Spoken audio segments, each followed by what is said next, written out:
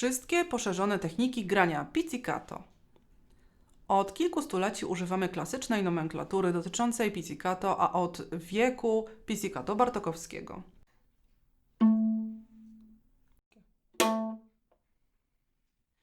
Zwykłe pizzicato można poszerzyć o wykonanie go z brzęczeniem lub jazz pizzicato.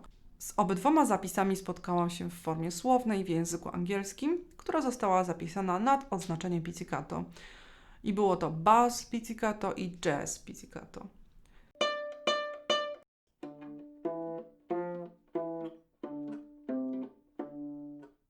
Pizzicato można wykonać też ze smyczkiem leżącym na strunie lub podczas jego ruchu po strunie.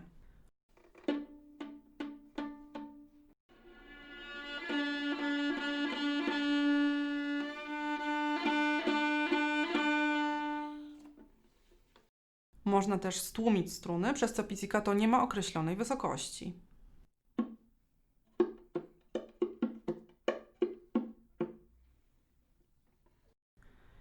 Do grania efektów pizzicato wykorzystuje się również przedmioty, w tym najczęściej piórko gitarowe.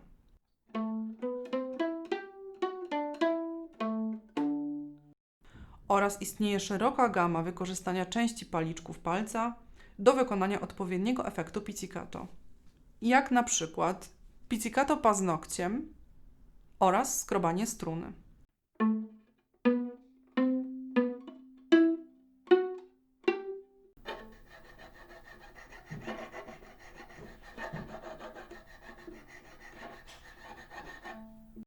Pizzicato paznokciem ze stłumieniem paznokciem, czyli bokiem paznokcia. Dość klasycznie, a jednak ciekawie można wykorzystać pizzicato ad libitum połączone z pojedynczymi dźwiękami glissando.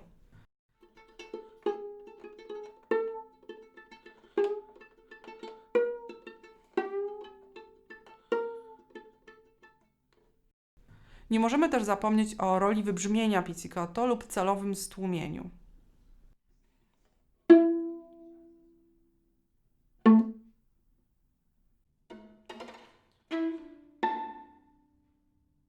W tej części wykładu zajmiemy się różnymi rodzajami pizzicato. Już oczywiście była o tym dzisiaj mowa i podawane były przykłady, ale zaczniemy od naszego najbardziej klasycznego pizzicato, które wszyscy znamy. Oczywiście może być z podparciem, bez podparcia i bartokowskie. To jest standard, jeśli chodzi o wykonawstwo w ogóle muzyki klasycznej. Dochodzi u nas coś takiego, co się nazywa jazz pizzicato. W zasadzie najlepiej grają go kontrabasiści, ponieważ najczęściej też grywają jazz. Chodzi o to, żeby palec zsunął się ze struny i został obok struny. Dzięki temu dźwięk pizzicata nie jest klasyczny i jest dużo dłuższy. Pizzicato można też wykonywać lewą ręką, podczas kiedy smyczek leży na strunie lub jest grany. Tak by było, gdybyśmy grali sul ponticello, dźwięk A.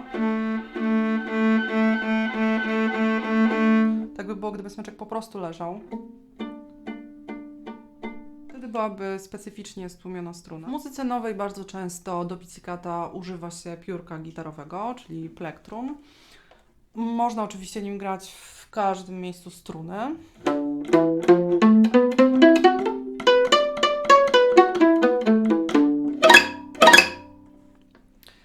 Dzięki temu dźwięk jest głośny, konkretny, suchy. Nie wymaga to od nas jakiejś specjalnej wiedzy technicznej. Jedyne, o czym trzeba pamiętać, to czas, jaki kompozytor powinien dać wykonawcy, takiemu jak skrzypek, wiolonczelista, kontrabasista nawet, czy właśnie altowiolista, na to, żeby odłożyć smyczek i wziąć piórko, zagrać dany przebieg, odłożyć piórko i wziąć z powrotem smyczek. Na to zwykle nie wystarczy jeden takt pauz. Więc warto, komponując akurat warto o tym pomyśleć. Jeśli my mamy taką sytuację, że nie ma czasu na wzięcie piórka, możemy oczywiście próbować ratować się tym, żeby smyczek był na kolanach i piórko u nas też na nodze, wtedy ta zmiana będzie szybsza, ale pewnej nielogiki zapisu kompozytorskiego może nie udać się nam przeskoczyć, jeśli tam jest jedna pauza ćwierćminutowa na taką zmianę. Stąd wtedy ważne jest, czy w ogóle można skonsultować utwór, czy jeszcze żyje kompozytor, czy może nanieść jakieś poprawki. Ewentualnie sami musimy dokonać tego dramatycznego wyboru, czy nie dogrywamy jakiejś części arco i bierzemy piórko, czy rezygnujemy całkowicie z grania piórkiem na rzecz grania paznokciem, które no powiedzmy, że ma w miarę zbliżone natężenie dźwięku i ostro. I tak właśnie paznokciem pizzicato będzie brzmiało tak.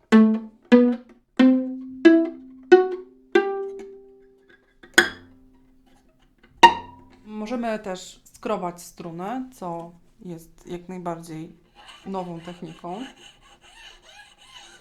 Możemy na długiej przestrzeni skrobać strunę lub krótko. Oczywiście za podstawkiem również. Często w literaturze spotykam się też z pizzicatem i natychmiastowym stłumieniem pizzicata paznokciem prawej ręki. Daje to nam taki specyficzny przydźwięk na samym końcu.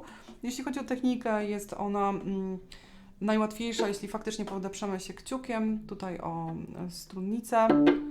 Przeciągniemy palcem, trochę tak jak w przypadku jazz pizzicato, żeby wybrzmienie było dłuższe. Dzięki temu, kiedy dotykamy paznokciem prawej ręki struny, to efekt jest bardziej słyszalny, niż gdybyśmy grali takie suche, zwykłe piano klasyczne pizzicato. W przypadku pizzicata w muzyce nowej często spotykamy się z lascia vibrare, z wybrzmieniem albo z celowym stłumieniem pizzicata. I w zasadzie z naszego punktu widzenia to stłumienie może się odbywać lewą lub prawą ręką.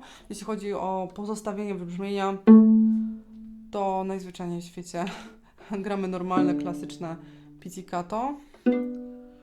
Nawet bym powiedziała, że ono lepiej wybrzmiewa, jeśli odrobinę przesuniemy prawą ręką po strunie i dopiero tą strunę pobudzimy.